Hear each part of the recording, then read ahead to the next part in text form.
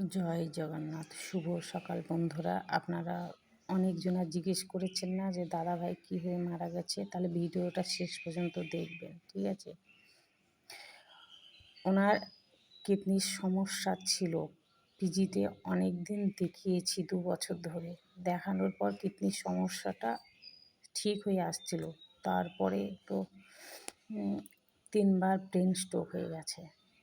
প্রথম brain stroke হয়ে গেছিলো, তখন আমরা মুর্শিদাবাদ মানে বহরমপুর মেডিকেল কলেজে দেখিয়েছিলাম। দ্বিতীয়বারও বহরমপুর মেডিকেলে দেখিয়েছি। তারপর 3বারের বার আবার ব্রেন স্ট্রোক হয়। হওয়ার পর মেডিকেল কলেজে নিয়ে গিয়েছিলাম, 4 দিন ওখানটায় আমি ভর্তি থেকেছি। থাকার পরও ডাক্তার বলেছিল যে এমনভাবে ব্রেন স্ট্রোক হয়েছে, ওনাকে আর বাঁচানো যাবে না।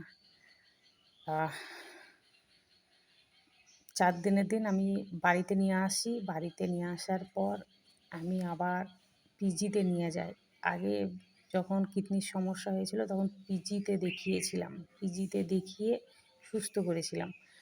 তা যখন লাস্ট ব্রেন স্ট্রোক হয়েছিল তো বহরমপুর থেকে আমাদেরকে রিটার্ন দেয়। রিটার্ন নিয়ে এসে আমি আমার বাড়িতে নিয়ে আসি। বাড়িতে নিয়ে আসার 4 দিন পর আমি আবার পিজিতে নিয়ে যাই। পিজিতে নিয়ে গিয়ে ওখান থেকে রিটার্ন দিয়েছিল, বলেছিল যে এ বাঁচবে না, আপনারা বাড়ি নিয়ে যান।